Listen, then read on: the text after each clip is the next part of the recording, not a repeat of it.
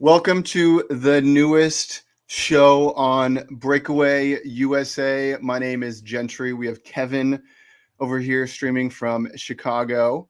I'm in Seattle. And this is the weekend update with Gentry and Kevin. We're excited to be coming at you with this information, giving you the top stories from the week and stories that we think need to be talked about more. We'll give some commentary and tell you how this is affecting your daily lives. Because I feel like that's one of the things that a lot of like news accounts and everyone who follows politics miss. Like, how does this actually apply to people's lives? So, welcome to the show. And we're stoked to be doing this. Absolutely. And everybody, make sure you get whatever we're talking about here. Make sure you get that comment section blowing up and just say whatever you think, because that's what this is all about, right? We're having conversation about these different news topics and trying to get people in on the conversation. Because as we said, I'm pretty sure last week, and as we'll continue to say, the only way we root out bad ideas is by fueling them with good ones and countering them with good ones. And that's what we're here to do, and maybe we have some bad ideas. Tell us in the comments. Let us know. If we're wrong, we could be wrong. I can't speak for Gentry. I can't necessarily speak for Gentry, but I can tell you, I'm not that smart. I just know I just have a camera and a microphone right now. Anybody else out there could do the same thing. But if you don't feel like you want to do that, you can always leave a comment. We'll read it if we think it's good, if it challenges our opinion, anything like that. So get the comment section going with anything. I feel like you're selling yourself short. You're a smart guy. I appreciate it. But as Socrates said in I believe, or it was Aristotle wrote it, but it was in the Trial of Socrates. He said, "The only thing I know is that I know nothing." And that's really the only thing I know, is I don't know anything. And that's what the government tells us. You were just talking about one of the week updates that we got was about Bass Pro Shop. And you could tell that story, but that's the thing, is like, man, I didn't know. I didn't know that was going on. I don't really know why it's going on, but I can give my best idea. Let's start off with that story, Gentry. What happened with Bass Pro Shop this week? Why are you wearing that hat? So the House Judiciary Committee put out a tweet, and it was a Fox News article that Jim Jordan was in, and he was saying that the federal government is petitioning banks to monitor people's purchases. So I've been following this story for the last 6 months because credit card companies have been trying to monitor people's gun purchases and ammo purchases, right? So Visa, MasterCard, American Express, they were in cahoots with the government. So there's actually some legislation that's trying to be passed that's going to prevent that. But the federal government took it a step farther, and they're looking for any kind of purchases that have to do with being a conservative. So they're even monitoring Bible purchases. So all these, like, I think Lifeway Christian is still a store that sells Bibles. So they're monitoring that stuff. They're monitoring Amazon purchases with any kind of outdoor apparel. So that's why I'm wearing this Bass Pro Shop hat, because I saw that. And I don't know if you guys are following my Instagram, but I that day I went to Bass Pro Shop, and I was monitoring around. I love that store, by the way. It's like I'm like a kid in Disneyland at that store. You walk in, and it's like this fantastic log cabin with all the fishing and hunting and boating and like all the flannels that you could really ever want. I think it's one of the greatest stores of all time. But went in specifically to buy this hat. It was only $6, but I wanted to make sure that my name was on the list. You wanted to be on the FBI list. I found an article of it real quick so everybody can know what lists they're on out there. This is out of the Daily Mail. Federal investigators asked banks to scour customer transactions for terms like Trump or MAGA and purchases at stores including Dick's Sporting Goods and Bass Pro Shops after the Capitol riot, shocking Republican probe claims. And so some of the key parts of this is federal officials investigating January 6th asked banks to filter through customer transactions for Trump, MAGA. The government has been watching Americans who frequent Bass Pro Shops, Cabela's, and other outdoor stores that sell guns. The Treasury Department also warned banks of, quote, extremism indicators like the purchases of religious texts like the Bible. And top Republican Jim Jordan says the transactions have, quote, no apparent criminal nexus and is demanding information from the Treasury. Mm. So here's what it sounds like to me is because, like, the thing about this story is you've laid it out as the Daily Mail does in just a summary, is if you simply live a life that is congruent with the idea of a rural stereotype, like that's really what it is. It's like, oh man, and you don't even necessarily have to be rural, but people that tend to be more rural livers go to Cabela's, go to Bass Pro Shops, go to gun stores, and might be more favorable. Well, actually, statistically, are more favorable to Trump, to the MAGA movement.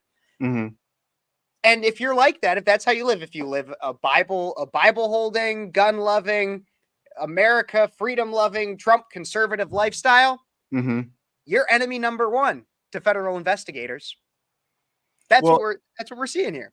It's interesting because Joe Biden put out a campaign ad earlier this month, and essentially his whole campaign is we have to fight MAGA extremism. And he had a whole bunch of shots from January 6th, and he only highlighted like the worst ones. He didn't highlight the ones where the cop was uncuffing the guy and they were fist pumping afterwards, like saying, hey, like good job creating this insurrection, right? And so it's so interesting that they're trying to go after like MAGA extremism, when if you really think about what MAGA extremism is, it's you love your country, you understand the Constitution, you understand what the Constitution actually says because you've read it, and you understand the Constitution doesn't give us rights. It limits the government from taking away our God-given rights. Yeah. Right? You value family, you value hard work, you value freedom of speech. Like, that doesn't sound that bad. Why? Honestly, absolutely. I have a question for you, and you're kind of touching on it a little bit, but I want to like make it absolutely clear. So MAGA, Make America Great Again, will oftentimes have people on the left that'll say, oh, that means you want to return to the 1950s when black people were second-class citizens and women were too, and white men and the patriarchy. That's what you always have the left say. But what really, to you, Gentry, and I know because I have my answer to this, but what to you does MAGA mean? In like a pretty concise sentence, what does Make America Great Again mean to you? So to me, it means less government intervention, right? And I have pretty libertarian ideas when it comes to economics and how business is done and how taxes are implemented. Because I saw this thing with Tucker Carlson, and he essentially said that we're not a capitalistic country anymore because the government, you have to register your business with the government in order for it to be a real business. That doesn't really make any sense when you think about it. You have to pay an ungodly amount of taxes to basically survive and live, because if you don't pay your taxes, your business can get taken away. Your house can get taken away.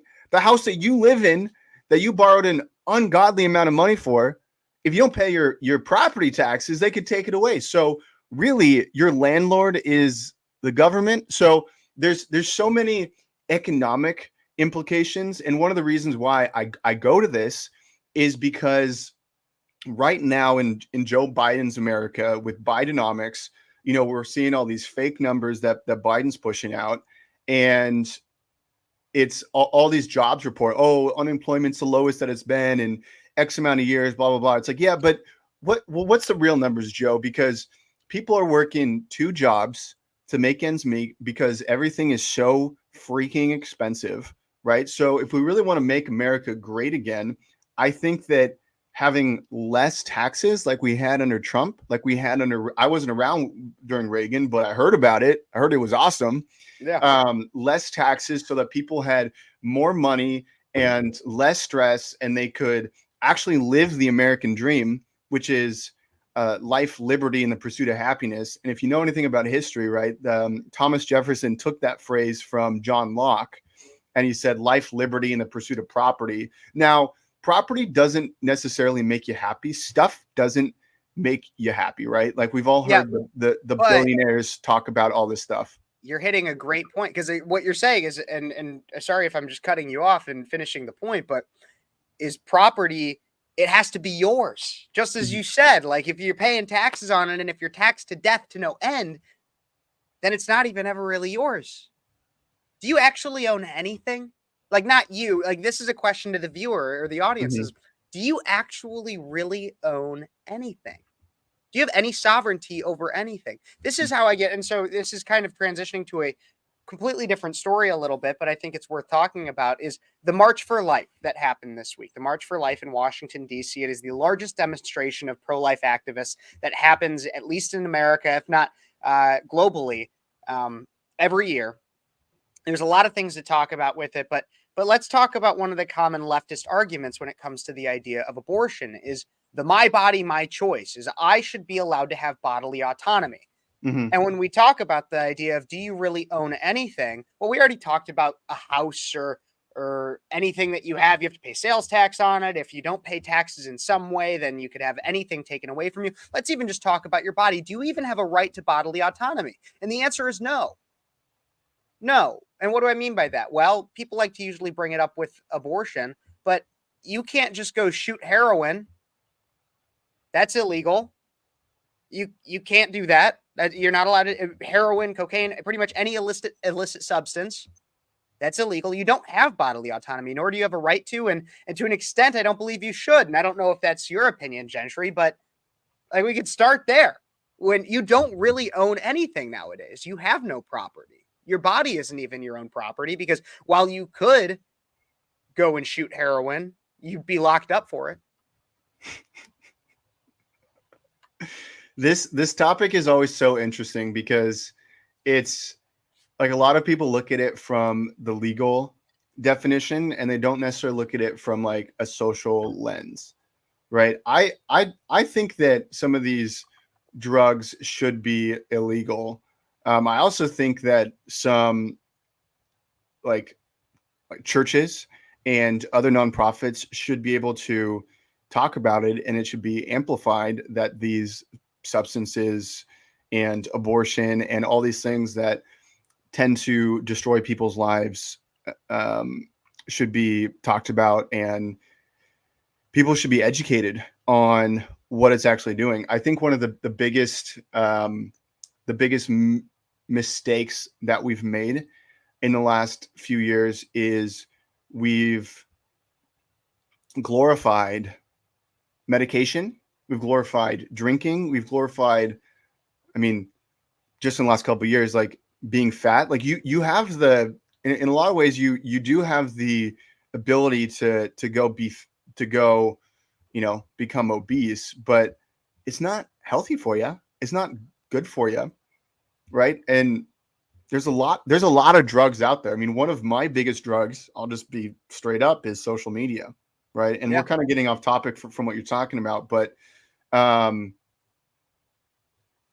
that's a really interesting point, because I don't think that it should be decriminalized, because what we've seen in some of these cities, especially Seattle and Portland, because I'm up in the Northwest, so that's near and dear to my heart.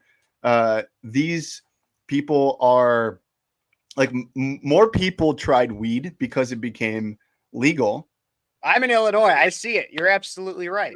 Right. And because of those drugs are decriminalized, there's less consequences for doing them and selling them. But it's destroying people's lives. It's a really interesting conversation, because if you were like a true libertarian, say, hey, like go do heroin. But it's not necessarily that, because if you do heroin, sure, you're only affecting yourself physically, but emotionally and spiritually, like you've got a family. What if you don't? See, that's where I get into it with libertarians, because I'm a conservative through and through. And so Right. like that's where I get into it, is people are like, well, like libertarianism doesn't mean you have to do all these drugs, but it means that you should be allowed to if you want to. I don't think that's true. And a lot of times it gets to that question of like, Right. you should, if you have a family, you could be affecting them. And I'm like, exactly. And that's why it should absolutely be illegal, looked down upon in society, and Yeah. honestly, and shamed. Like, you should be publicly shamed for it. But I'm also, when we talk about solutions, we went live last night on Instagram for a little bit, and somebody was like, well, Kevin, you sound like you're always just talking about the problems and you don't have solutions. Okay, well, here's a solution for everybody out there. Bring back mental health facilities, real mental health facilities, not ones where you check in and they say everybody else is the problem. No, bring back mental health facilities where they're like, yeah, you shouldn't be addicted to that drug. No, you're not a woman. You're biologically a man. Like, get to the root of the problems and and work on getting people better. Mm-hmm. We used to have them, and they were fraught with abuse and serious problems. And so we got rid of them. But that's why now everybody wants to complain about how our prison systems are overrun. Well, it's because we don't actually have mental health facilities anymore. And if we did, and they were good and actually focused on getting the root of the problem, that's a whole nother tangent. But there was one thing you were talking about, and I know we're kind of spanning through a lot of different things here, but it made me think about it, is you were talking about sin a little bit, I believe. You were talking when it comes to gluttony, and we're praising people for being fat, and we're praising for all these things, right? And so there was one thing I was thinking about. I looked it up just to make sure I could have all of them, and this could be like the biblical segment or something. But I think about the 7 deadly sins. So we have lust, gluttony, greed, sloth, wrath, envy, and pride. Mm-hmm. All of those nowadays are praised in society. And so I'm not going to get into a specific denomination or anything, but for everybody out there, I would urge you to be some level of a Christian, or at least preach by Judeo-Christian values. And right now in society, lust, okay, promiscuity is pretty much at an all-time high. I would blame feminism for that, but lust is massive. Gluttony. If I try to call out people or let's just here's a news example. Southwest is now offering people free seats if you hit a certain size. You get a free seat. Yeah, serious, true thing. Gluttony, we embrace it in society, and you're fat phobic if you try to tell the truth. Greed. We have people, and I'm not a big fan, I'll be honest, but we have people that embrace vanity as if it's the number one thing, the thing you should strive for. You have people like Andrew Tate, who his solution to the true the true crisis among young men nowadays is have sex with all these women and buy Bugattis and like all that kind of stuff. And that, to me, that has an element of greed to it. You have sloth, laziness. Look at Gen Z.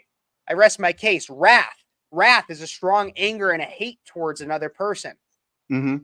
Trump derangement syndrome. Mm-hmm. So many people on the left. If you're pro-life, it's not even about getting to the root of it. It's, oh, you must just be this religious piece of crap that tries to impose your religion on everybody else, blah, blah, blah, blah, blah. Wrath. And then envy. Envy is an intense desire to have an item that someone else possesses. What is socialism? What is it? What is the entire idea of wealth redistribution that's preached by pretty much the entirety of the left? And then you have pride. Must I point to the month of June? All of them are in some way praised, exalted, right, or at least tolerated by the left. Right.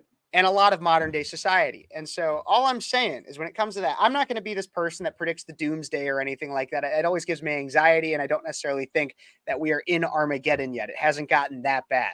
However, if you want to know what's fueling the destruction of society, maybe it's the engagement of the 7 deadly sins. I mean, you're kind of spot on. Sin is being glorified today, and the left has appropriated this into thinking that it's a virtue. It's basically turned it on its head. And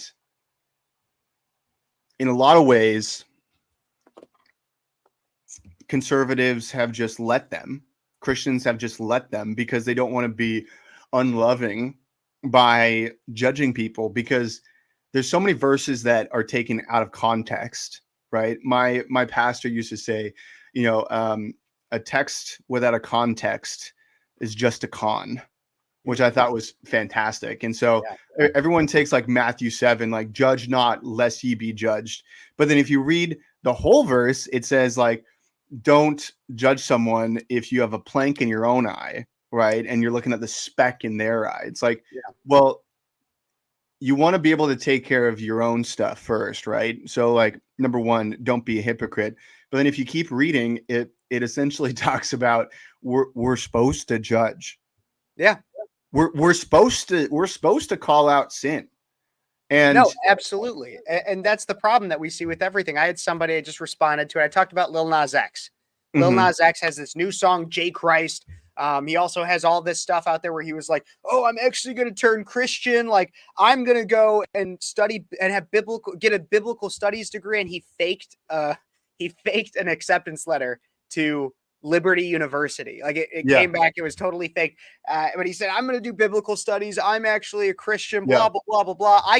But then he also said, like, and I'll say it how he said it, but I don't agree with it. Yeah. He goes, I can be on my knees for two reasons: prayer and sucking dick. Like, that's what he said. And I'm like, Leviticus 18:22, buddy. A man shall not lay with a man. If he does, it's an abomination.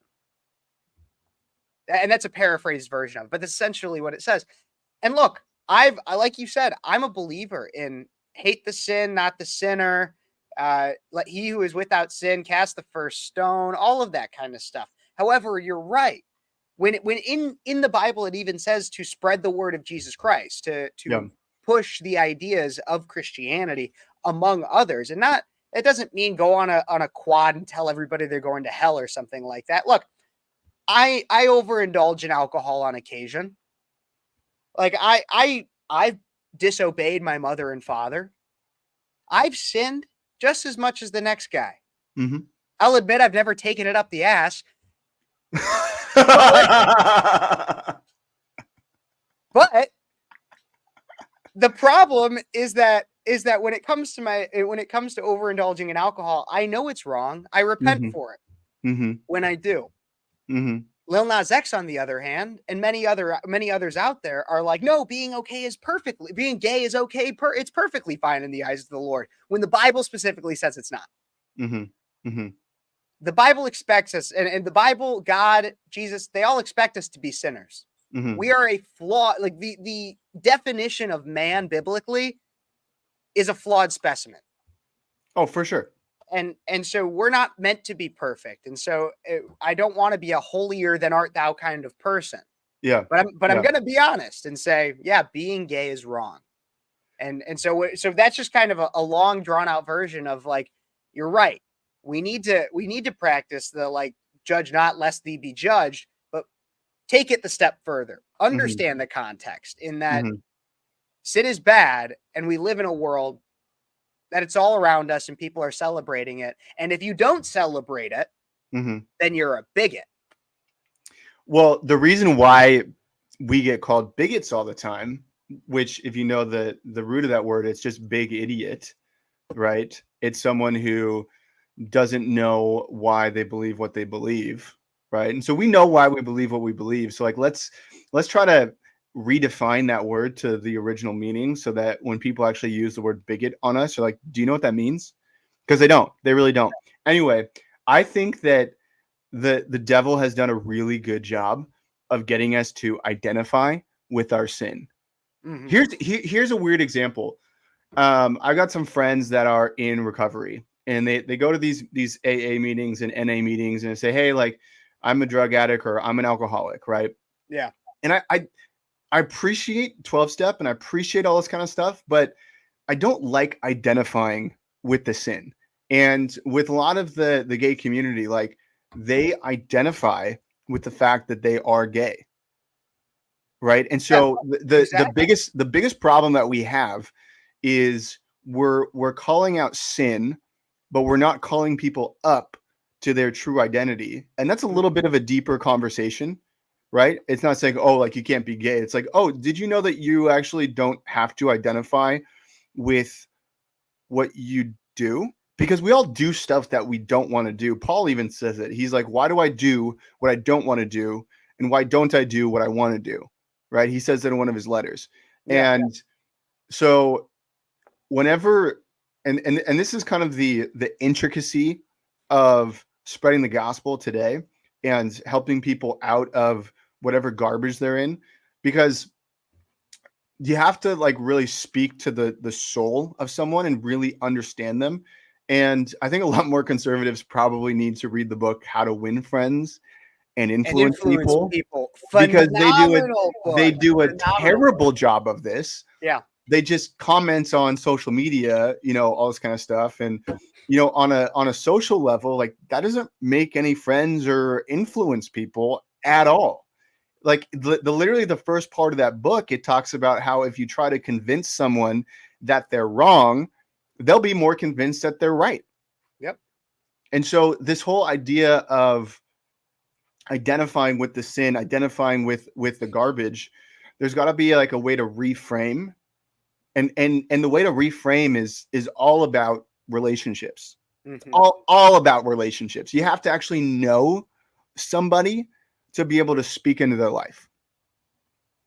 No, absolutely. I'll even speak back. A lot of times I'll reference back to like my times when I was in college, because that's where I got a lot of my experience with the opposite side. Uh-huh. And I'll never forget, there was multiple times where I'd have conversations with people. And so when I was with Turning Point USA, I would table out on campus and I'd talk to people about different things, have great conversations. And I'd have some with people. And like, so there was one day we were talking socialism sucks. That was like the general principle of our table. And we had somebody come up and they started talking to us and talking to me specifically about like government funded healthcare. Mm-hmm. They had this whole story, and I don't remember it verbatim, but I know the general gist of it. It was that they were on government funded healthcare. Their mother had some form of cancer. Their treatment was government funded, and she got better. Mm-hmm. Now, I am against the principal idea of social services like Medicare and Obamacare. Yep. But there is no way in that single conversation, with the amount of emotional attachment that they have to the idea of social service healthcare, that I'm going to be able to convince them that it's wrong, because I could throw to them all the statistics. I could throw them the Canada argument. I could throw everything at them. Right. But to them, their mom is alive because of it. Right. And so there is nothing I could say in that moment. It would take a significant amount of time for them to realize it on their own. Right. Right. And so on the flip side of that, so that's emotional attachment. But I've also had other people where they come up to me. And so this is 100% true story. I had a boy who came up to me probably like my sophomore year at Illinois State while I was tabling. And he came up to me. I had like anti-communism, anti-socialism stuff up. And he was like, well, I believe I'm a communist. And he was a very well-read individual. He was like, he knew the Communist Manifesto from front to back. He was some level of like a physics major, hard science, very, very smart. Right. And we had small conversations here and there. He would come up to my table all the time, and I wouldn't be trying to convince him of everything. He would ask me questions and I would answer them. Mm-hmm. Slowly, he's no longer a communist. Mm-hmm. He is now actually the president of our Turning Point USA chapter. He took over for me. I love it. One of the most based individuals I've ever met. He is he has refound God. I believe he's a Lutheran. He has weekly meetings with his pastor. Like, literally have the utmost respect for this guy. And it's because I never said, I was like, I would never be a communist. Right. I never told him he shouldn't be. Right. I never said you're an idiot for being a communist. He came up and asked questions, but that's really where the heart of this all lies, is being able to have that conversation. Right. Being able to say, why do you believe what you believe? Because while a lot of it was him asking me questions, I would be like, well, like sometimes I would respond. He'd say things like, well, why do you believe the government shouldn't be involved? Or why do you think that communism wouldn't work? And I'd be like, well, why do you think that it does? Mm-hmm. Because I'd better understand where he's coming from. Right. And that's how you change minds. Yeah. The assumption that you just know where people are coming from. I mean, to be honest, it works like 40% of the time, probably. because we know who these people are listening to. Yeah. We live in liberal cities, and so we just know like where they're coming from in a lot of senses. But the like asking the questions just so that they know that you care just a little bit about them as a person instead of just trying to share your ideas and shove them down your throat or their throat. I mean, that's like, I love that story because that's 1,000% the best way to go about it. Absolutely. Yeah. So let's go back to the March for Life real quick, because it happened yesterday. I wish I could have been there because I had a lot of friends there, and one of my friends got to interview Jim Harbaugh. Was it Jim Harbaugh or his brother? Yes, it was. I actually had one of those stories pulled up out of, so I can go through a little bit of the preface before you Yeah. get into the interview. Jim Harbaugh addressed this out of the Daily Wire, addressed his crowd at March for Life, said it's a great example that you're setting. University of Michigan head football coach Jim Harbaugh, who led his team to a national championship victory over the Washington Huskies earlier this month, briefly addressed the crowd gathered for the 51st annual March for Life in Washington, D.C. on Friday. Harbaugh appeared on stage to introduce one of the rally's speakers, former NFL tight end Benjamin Watson. But before he introduced Watson, the Michigan coach gave the crowd some encouragement. He said, "Thank you all for being here. It's a great example that you're setting. It's a testimony for the sanctity of life. It's a great day for a march." And this is also, just to be clear with everybody, everybody who was out at that March for Life was in below freezing temperature Mm-hmm. to stand out there for the unborn. He continued saying, "This is football weather. Let's go." It was expected to attract around 50 to 100,000 people, according to organizers. And those who spoke at the rally were not just Jim Harbaugh. There was also House Speaker Mike Johnson, Representative Chris Smith from New Jersey, and Focus on the Family President and CEO Jim Daly. There was tons of others as well. But you said you had a friend who interviewed Harbaugh. Yeah. Yeah. One of my friends interviewed him, and he's talking about football and pro life. And shout out to John Root, because that guy Oh, I is, know John. You know John? I didn't know you know John. yeah, I know John. Of course. John's a Everyone good knows guy. John. John's a great guy. Mm-hmm. John's a fantastic guy. But yeah. So I wish I could have been there. I have some friends who run the Every Life brand through Public Square. They Yeah. were there. To anybody who doesn't know about Every Life, because I feel like everybody should know about Every Life.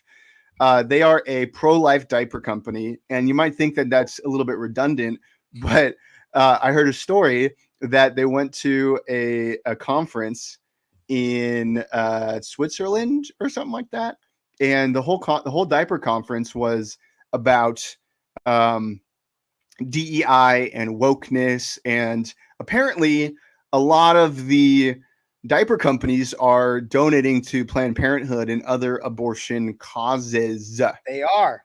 which is really dumb because, like, if I was a diaper company, I would be unapologetically pro-life because first of all, it's the right thing to do. And second of all, you don't necessarily get to, like, you're killing your potential customers. Yeah. I mean, just from a business sense, from a moral sense, it makes sense. But from a business sense, like, I don't get it. I don't get it at all. No, absolutely. And that's the thing though, is that's why I would always talk about I thought it was funny when Roe v. Wade was overturned. And I just sent you, I think, the John Root interview. If you're Yeah, able to yeah. pull it up on Let's watch screen, it. we could watch it. But real quick, I want to talk about how I always thought it was kind of funny when Roe v. Wade was overturned through the Dobbs case, and all these businesses were like, "Oh, we'll pay for you, even if you have to travel across state lines to go get an abortion, because we just really care about women's rights." That's what you'd hear from these businesses. I think Dick's Sporting Goods might have been one. There's some others as well. Yeah. I think Dick's Sporting Goods. Don't quote me on that. Maybe they're actually good, and I didn't know. But there was multiple companies that said they would do that. And I was just like, "Do you guys?" And all these feminists were like, "Yeah, like go you. You're paying for abortions. You really support women." And I'm like, "You guys don't realize, like, the reason they're doing it is so that you go out and you have to, like, get an abortion, but then you don't have maternity leave. They don't have to pay you for maternity leave. It's going to be a lot easier to pay the $500 so that you can kill a child inside of your body instead of actually having to pay you to go on maternity leave. Right. It's all a business decision. They don't care about the abortion. They don't care about women's rights. What they care about is the bottom line. Right. It's an economic decision because number one, they get people who can continue to work and they don't have to pay out these benefits. Number two, I just lost it. Sorry. Number two, Planned Parenthood is subsidized by the federal government to the tune of $500 million a year. Yeah. And so it's us paying for it. So the women who are working that want to go get abortions, they get a little bit of time off to go do it, right? Maybe some bereavement pay, which is weird if they do get that, because bereavement is for if a family member dies, right? And then a family member did die. I mean, it was by their own choice, but that's exactly what happened. Right. But so they're getting taxed through payroll taxes and other taxes, right? Mm-hmm. And then that money is going back to Planned Parenthood because they're selling a product, they're selling a service that is murdering babies, and it's just this like circle of economics that is just working against women, and they don't understand it. And then when you look at like how I'm on the side of TikTok right now, that I'm seeing a whole bunch of women in their 30s who are complaining about not being able to find a man. And it's because they gave up their 20s to like partying and work sleeping and around. all that kind of stuff, sleeping around, maybe sleeping around. I don't want to probably sleeping around. That's how we'll just cast that judgment, but they're giving up their prime years, their prime baby making years, to give it to a boss who probably is a man. So here's another like mind twister. So instead of submitting to a man, a husband, they're submitting to a man, their boss.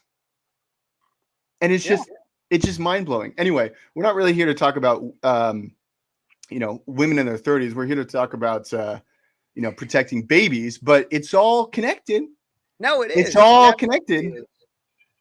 So do you have that interview? I haven't actually watched the whole interview. I just saw that he did, and so I think it'd be cool for us to watch it. Yeah. Let's pop it in here real quick if we can. It's the first time going live, so let's share screen.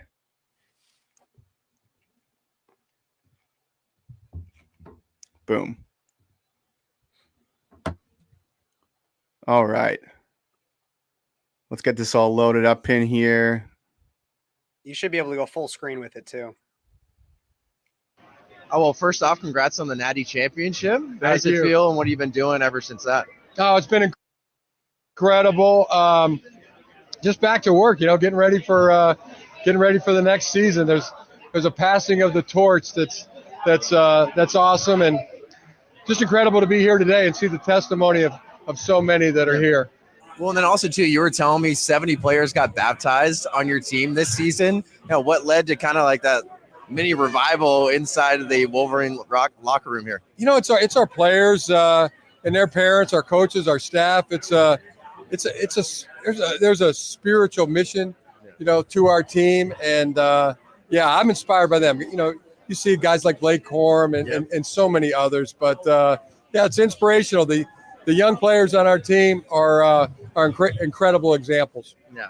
I mean, you're so bold in the pro-life fight too. We're here for the March for Life. Why are you so bold? And then why do you feel like it's kind of taboo to talk about this? We can talk about everything on God's green earth in college sports and pro sports, but a lot of people don't touch the pro-life issue. Why is that?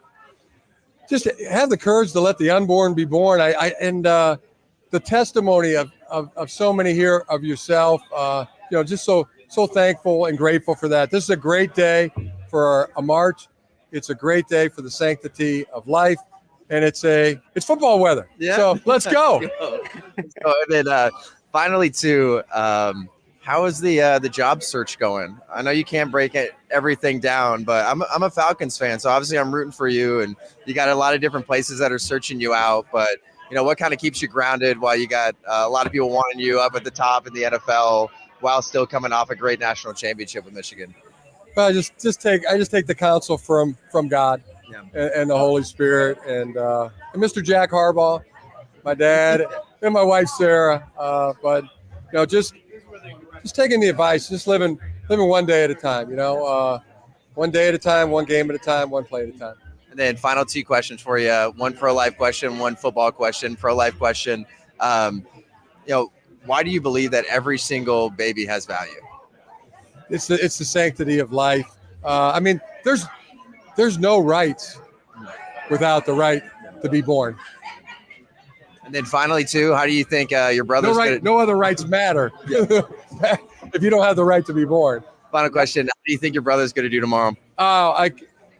He's going to do great. He's going to do great. You got a score prediction? The whole family will be there supporting my brother, and I think great things are going to happen. Score prediction? I don't have a score prediction, no. For you. Ravens more than the other team. By 1 point. By 1 point, it'll be perfect. Thank you very much. Thank you. That's Johnny awesome. Root. Johnny Root, good guy. He's a great guy, man. Yeah, and so that was Jim Harbaugh he was talking to, who is the coach was the coach of the Michigan football team, and I don't believe he's anymore their coach. But he led the team to the national championship victory over the Washington Huskies earlier this month. Maybe he is, but it sounded like he was doing it. He had some job search stuff through there. I got to be honest, I don't follow college football that closely. But there's something that I find interesting, and I'm curious your thoughts on this, Gentry. So we talked about the 7 deadly sins earlier, how those are rampant throughout society. Do you remember who won the World Series last year? It was the Houston Astros, I think. It was the Texas Rangers, I believe. Texas Rangers. Yes, it was the Houston Astros in 2022. In 2023, it was the Texas Rangers. Do you want to know the only team that I think it was the Texas Rangers? If I'm wrong, put it in the comments. But I know for a fact the only team that did not have a Pride Night throughout their entire season was the Texas Rangers. Whoa. Yeah. So that's something that's a little interesting. Also, as we just heard, when it comes to Michigan and their football team, who just won because of in part because of Jim Harbaugh, and took the national championship. Also had a ton of baptisms on their team and has been led by God. Look, all I'm saying is that it seems like those that are successful, it seems like those that are happy, people that are doing great things in this world tend to be taking a lead from God. As when you look at like the rest of my generation, and I don't know, are you technically Gen Z or are you technically a millennial? I'm a millennial. Okay, so you're the one that paved the shit road for me. But no, I'm just giving you a hard time there. But when you look at everybody else in Gen Z, my generation, highest rates of anxiety, highest rates of depression, highest rates of suicidal ideation, highest rates of LGBTQ identification. Also, lowest rates of church attendance, lowest rates of religious affiliation. Look, I'm not going to say I know everything. In fact, like I said earlier, the only thing I know is I know nothing. But when I look at the numbers, what I think is that if you're affiliated with God, if in some way, whatever denomination you are, if you're affiliated with God and Jesus Christ, it seems like you live a much happier and a much more successful life than those who reject it. What are your thoughts? What are your thoughts? I don't know. I mean, I agree with you.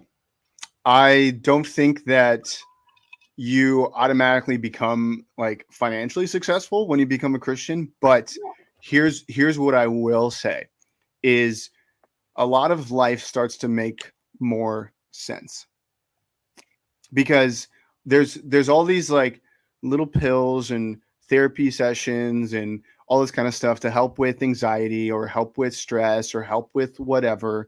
But one of the one of the verses that has actually helped me a lot, because I struggle with anxiety, right? I've got ADHD and dyslexia and like the whole 9 yards, right? So, but one of the verses that has really helped me is cast your anxieties on me, right?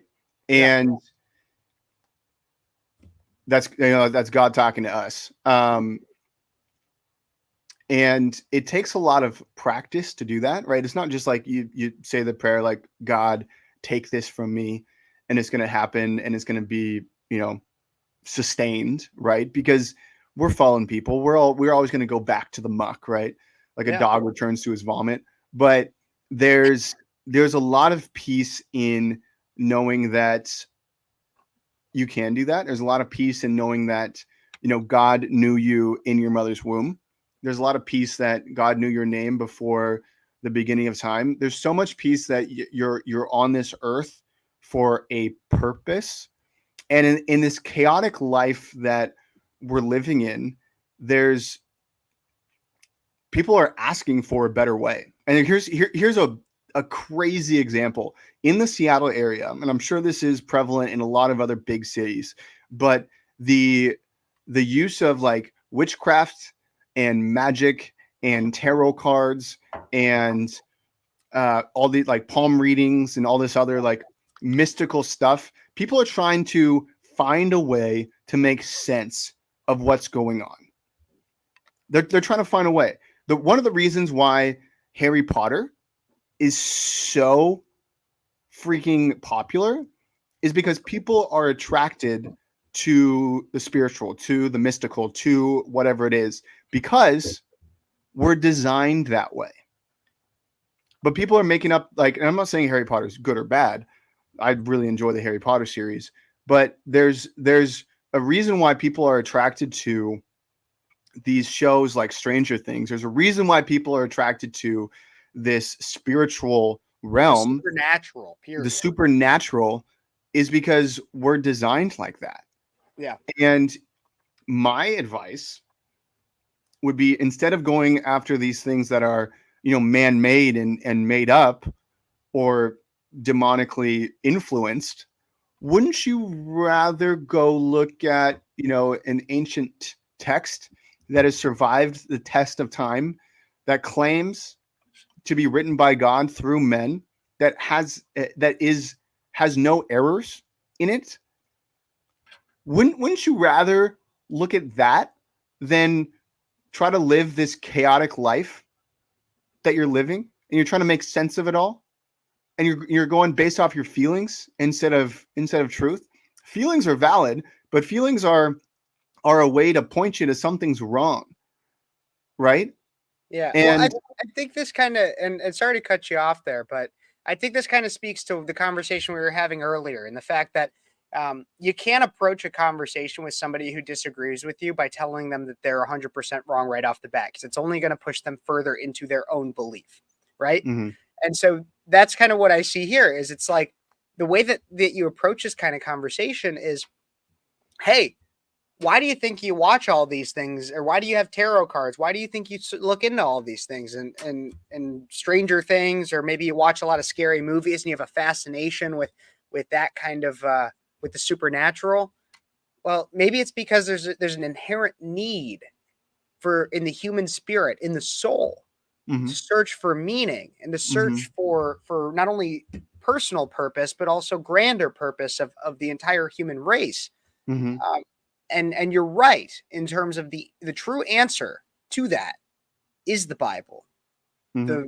the oldest recorded story that we really have, or at least one of them, or the most coherent. I mean, like, you could probably find something through hieroglyphs and things like that, but the longest story, at least, of the oldest time.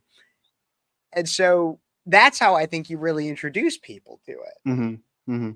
Because you got to get people out of their head of, oh, well, so I'm a Catholic. And so that's probably one of the hardest ones to get people to, because people always are like, oh man, those priests touched little boys or something like that. Or they got, or Catholic school made me gay. I don't know, like whatever. But I hear a lot of wild stories about people that had experiences with Catholics when they were young. But I've been a Catholic, born and raised Irish Catholic, and so. But outside of even just that, I just think people should come to Jesus, period. And the way that you do it is starting off maybe with that conversation of like, don't you want to find some level of meaning? Because everybody does. I don't think anybody's out there that's like, I don't want to have meaning. I don't want to have purpose. Like, I don't think anybody doesn't want to have purpose. Right. So, well, another way to approach the conversation is to ask if they feel happy or fulfilled or joy or any of the fruits of the Spirit. Because if they don't, you say, well, maybe what you're doing isn't working for you on a spiritual level. Maybe what you need to do is try something else. Maybe what you need to do is come to church with me on Sunday and see what it's all about. Yeah. Because if what they're doing is not working for them, you got to come up with another solution. Yeah, like the classic Einstein thing is doing the same thing over and over and over and over again and expecting different results. Yeah, that's like the definition of insanity or something, or maybe being a psycho or something is doing everything over again, expecting different results. Interesting, though. Right. Interesting to think about. Yeah. I don't know. I want to make sure we get into some other stories here because I was not expecting this to be a Bible hour. And by no means do I want anybody out there to think that I'm just always preachy or anything. But I do think that's a root cause. And I think we'll always get back to that. I know this is our first like live stream of this like weekend update, but I think it'll always in some way, in some level come back to that is God, because I think that's the root of a lot of our problems in society is the lack thereof in so many people's lives. But I want to get to some other stories. So we talked about this one before we started the show a little bit, but I'm curious any more thoughts you have. This is out of the Daily Wire.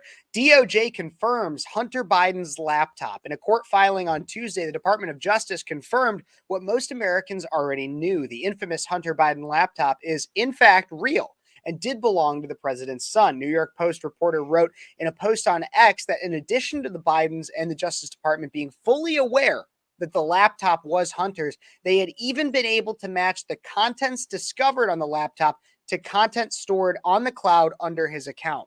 Quote, in a new court filing today, the DOJ confirms Hunter Biden's laptop is real, that he left it in a computer store, and that the contents matched what they had obtained from a search warrant of his iCloud. Don't hold your breath for a retraction from Joe Biden. It's a Russian plant. The hashtag Dirty51 or myriad dishonest media operatives. They blamed Russia when the Bidens knew it was Hunter, and so did the FBI. Hunter also blamed Russia when he was caught using adultery site Ashley Madison. Divine had posted. The New York Post's initial story on Hunter Biden's laptop in October 2020 was labeled Russian disinformation by more than 50 former intelligence officials who signed onto a letter that attempted to discredit the Post's report. Wow. So that's a lot of words to basically say everything we knew was already true is true, and a lot of the government lied to us when it comes to Hunter Biden's laptop. That's insane. Yeah. That's absolutely insane. And so they censored the story so much. They deleted people's accounts for talking about it on Twitter, on Facebook, Instagram, the whole 9 yards. I had posts taken down because I was posting about Hunter Biden. Like, I learned that you don't want to poke the bear because, you know, I'm not as big as like a Charlie Kirk or something like that. So I don't have the juice to go get media if I get deleted, right? I got to play in between the lines. There was a study that came out, and it said that there was a lot of Biden voters, I think upwards of 20%, that would not have voted for Biden if they would have known this story was true. So if people are going to claim election fraud, they're pretty much justified in that, because there's a whole bunch of fraud that's been uncovered in the last 6 months. Hasn't been heard in courts, but it's definitely been uncovered. But it's asinine to say that there wasn't election interference because of this Hunter Biden laptop. That's censored.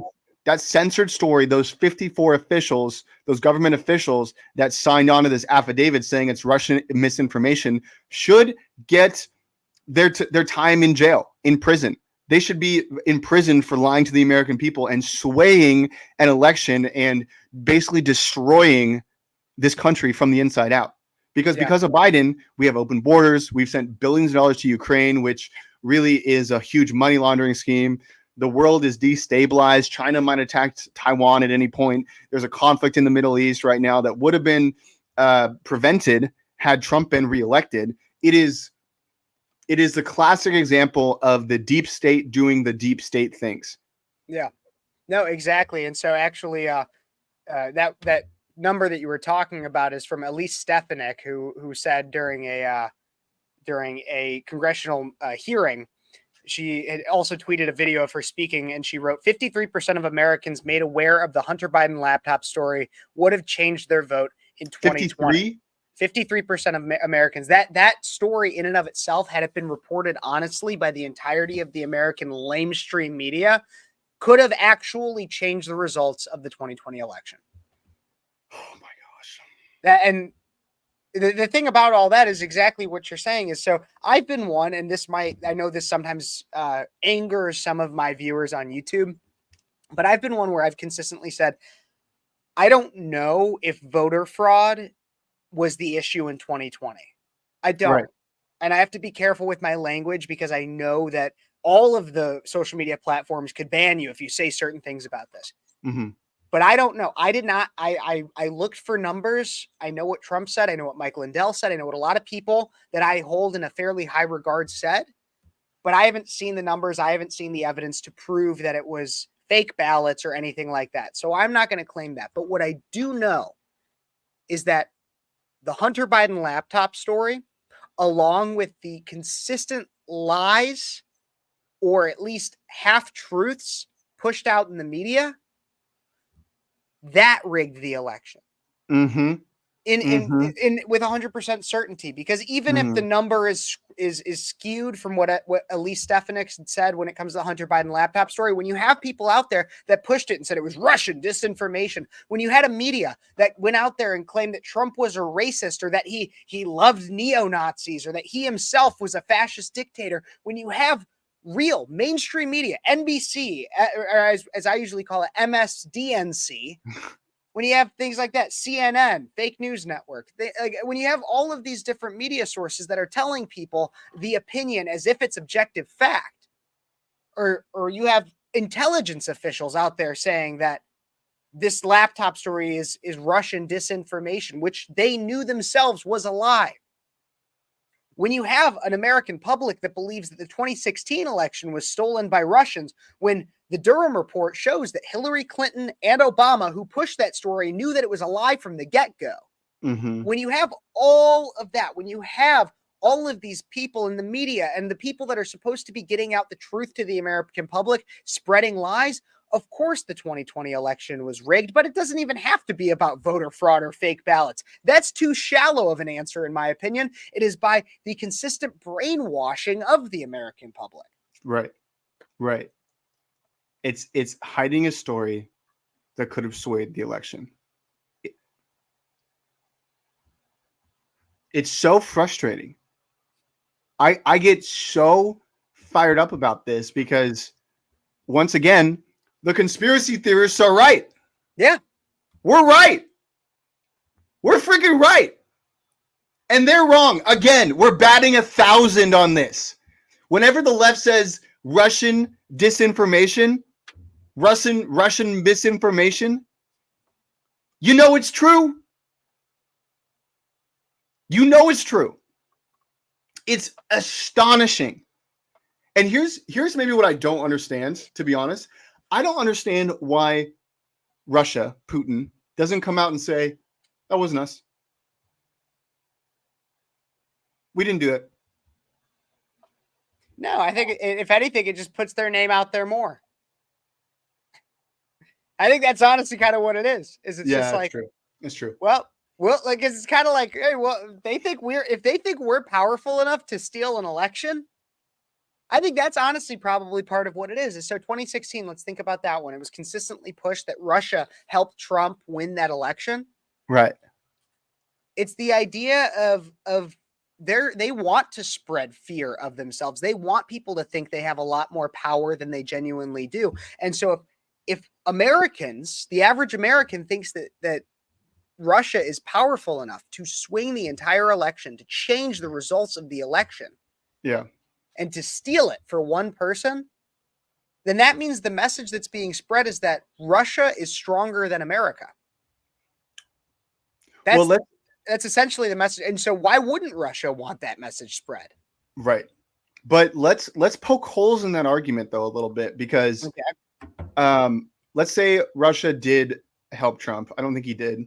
I don't think they did, but let's say they did. The Durham report says they didn't. So at least like from everything I know. Right. But like, why? Because they got Trump in, and then Trump basically manhandled Putin into doing his will. Like, why would Russia help Trump do that? Do you think they underestimated him? Right? Because Russia, when Trump was president, they didn't do anything. They were just talking about stuff, and Trump's like, no, don't do that. Don't do that. No, don't do that. Don't do that. I'm going to do this if you do that. Don't do that. Right? Yep. And then as soon as Biden gets in, they go and attack Ukraine, which, by the way, if you think about it, if Russia is so powerful, they could have taken out Ukraine in like a day or a month or a year, not like 2 years, whatever it's been now. Right? Yeah. So I think the intelligence agencies made us believe that Russia was more powerful than it is. They made us believe that they have all the technology. I don't think they do, because if they did, they would have just big dicked Ukraine. Seriously, they would have just gone, oh, boom, here's what we got. Because Ukraine doesn't have that. Right? Yeah. No, I think the entire idea of Russia being, honestly, Russia's become such a scapegoat for everything in this country. I mean, it's kind of an interesting idea of the Red Scare in the 2000s. Mm-hmm. I mean, we used to have the Red Scare of communist Russia. Now it's Putin is the problem for everything. Mm-hmm. And he's the one who did it all. It's never the American government lying to us. It's never the people in power. No. It's always Putin. Mm-hmm. It's always Putin. And somehow, it's also Putin and Trump. That's the other thing, too. If it's not Putin, it's Trump. And sometimes you get the fun combo where it's the buddy cop comedy of Putin and Trump together. So that's the mainstream media narrative, is those are the people you blame. When you have no one else to blame, that's who you blame. Oh my gosh. That's really the way I see it. So those are the majority of the stories, at least, that I have for this week. Do you have any others, Gentry, or any other topics you want to discuss? Yeah, there's a video I put out today about Patriot. What is it? A bunch of feds dressed up as patriots, and they're walking on let me pull it up here. Patriot Front. Yeah. Let me pull it up on my Instagram so we can just watch this little video. But Patriot Front has been grifting as Trump supporters. And for some reason, they had a march today in New York, and they walked to the World Trade Center Memorial in a show of force. Don't really know why. But these people, I think the Proud Boys have probably had their time. And now the left is grifting with another thing. So let me pull up this video so that we can watch it. Present. I should probably get better at this, but whatever. So here's the video that I posted on my Instagram. They are essentially just walking to the World Trade Center Memorial. Sorry if it's a little bit laggy here, but no, I see it. Yeah. Yeah, this is posted by Raw Alerts, which, by the way, is a fantastic source of news on X. If you want to find anything breaking, just give a little shout out to them because they provided the content. Mm-hmm. But yeah, so that's that. They have some signs about Zionism, and it's interesting because they're all in the same outfit. They all got khaki pants on and boots, probably federally issued boots, and they're also wearing masks as well. And I've never really seen Patriots. See, here's the masks and all the same hats and all this kind of stuff. Never really seen Patriots, like true red-blooded American patriots, have a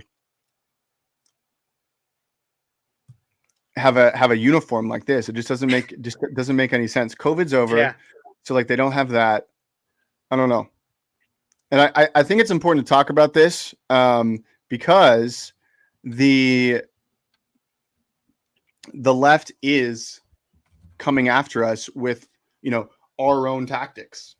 Yeah. They're disguising themselves as patriots and coming into the fold and causing chaos. No, and I think it's kind of like it's an interesting thing because so before we started this live stream, right before, you had said a quote that I thought was kind of interesting, and I kind of agree with it. It's there's no original content besides Rush Limbaugh, and even he got things from other people. And so think about that in this case. So in 2008, Rush Limbaugh tried this thing called Operation Chaos. I think it was 2008, right? Maybe it was 2012. It was Operation Chaos. It was this was idea that he thought that we could win the entirety of the presidency if we got Obama to be the nominee. He thought that Obama was going to lose. Now, I'll admit, while as much as I love Rush, he was wrong, but he instructed a lot of Republicans to go vote in their primaries for Obama so that they could get him into the general spot as the Democrat. So then no matter who we put up, we could beat him. That was his idea. That's kind of what's going on here with a lot of these Antifa things and with people disguising themselves as Trump supporters or at least just conservative Americans. It's an idea of creating chaos through the idea of pretending to be the other side and making them look bad. It's the same idea. And so you're right. Rush Limbaugh was the original creator of that kind of content, but now we see everybody that's trying to copy it. We saw it on January 6th. I can't get into that a lot more. Otherwise we'll get banned on at least one of the platforms we're streaming on. But we see it now with Antifa and so many others doing the same kinds of things. I mean, there's even arguments that 2016 Charleston, which sparked a significant level of outrage from BLM and a skyrocket in BLM activity, also included similar actors in those demonstrations. And so we see it happening. And I do believe it is to cause chaos within the movement. Yeah. Yeah. Well, we already mentioned this on the stream, but Biden put out a campaign ad talking about MAGA extremism. And we haven't really seen Patriot Front do anything significant for the last year and a half or so. I can't remember the last time I saw them, but ever since Joe Biden put out that campaign ad, now we're seeing this. Yeah. Like it's strange. It's coordinated. It's strange. It's meant to cause chaos, and we have to shed light on it, because if we don't, and if we just let them be, then we're going to get screwed. Absolutely. Yeah.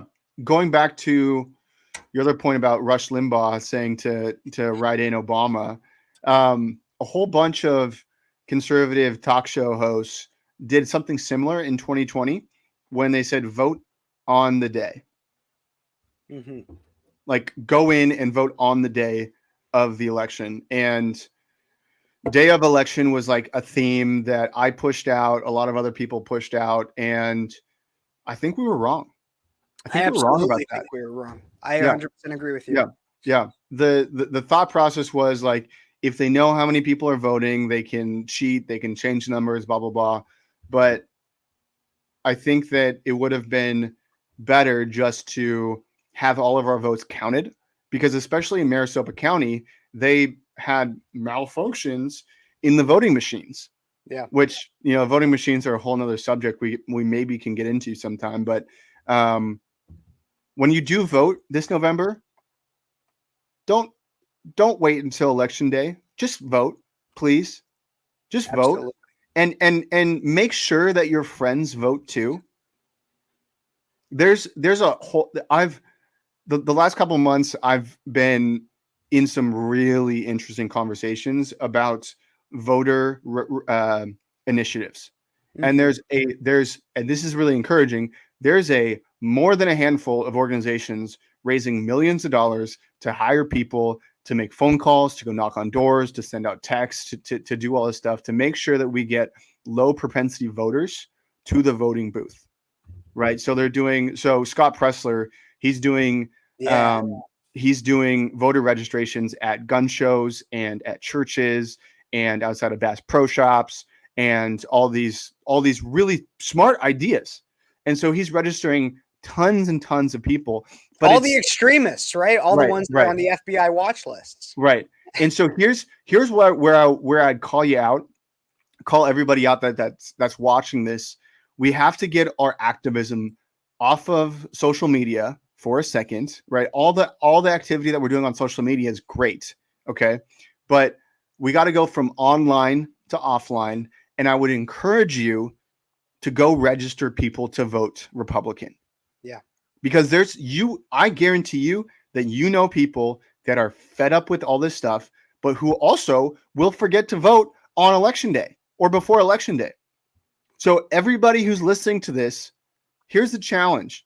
Go register just one person. Go register one person to go vote. And here's why this is important, is because the left has Facebook, Meta, Instagram. I don't know if you've seen this, but the last couple of days, they've said, hey, have you registered to vote yet? Yep. On their platforms. I have seen that. They're getting millions of people to go register to vote Democrat. Taylor Swift, if she puts out one post, she can get millions of people to register to vote Democrat. Yep. Seriously, she could. She did. Really in fact, last year wasn't necessarily millions, but she skyrocketed. It was like 150% increase in voter registrations on National Voter Registration Day 2023 because she posted a thing to her story that it said, everybody make sure you go register to vote. And here's the thing is that when you say that she's not necessarily saying everybody go register to vote Democrat, but when she pushes out messages in her concerts and on her Eras tour, like love is love and respect your trans friends and everybody and everything like that, like, you know who they're voting for. I mean, she explicitly in the past said don't vote for Marsha Blackburn because Marsha Blackburn is evil. Like, you know who they're voting for. You know who she's getting to register to vote. And so we have to be as forceful, if not even more, in getting boots on the ground, stressing if the only way you can get your vote in is mail in, then mail in your vote. Like, seriously, whatever you can to get out and vote, to get your ballot counted, you got to do it. Yeah. If you want to get activated and if you want to go do something, if you get 5 people to register to vote in your area, you can make an impact. I'm serious. And let's say 10,000 people saw this and they got 5 people to register to vote. Think about the impact. Think about the network effect we could have. I think it'd be an unbelievable way to get people activated. Go register someone to vote. I think we got to wrap this up soon. I'm glad that we ended on that message though. Yeah. Because I feel like a lot of these conversations talks about the doom and gloom, but I always like to have a call to action so that people can go do something. No, 100%. Everybody go register to vote. Go make sure that you vote in your primary, vote in your general election. And also, no matter where you're watching from, make sure to follow Breakaway USA, follow us on our respective social media platforms. Subscribe, like, share, and leave something in the comments so we can get these messages to more and more people. We love the comments, by the way. Yep. Good or bad, we love the comments. So absolutely. All right. Until next time, thanks for tuning in to the weekend update with Gentry and Kevin, and we'll see you next weekend. Peace. God bless you guys. Yep.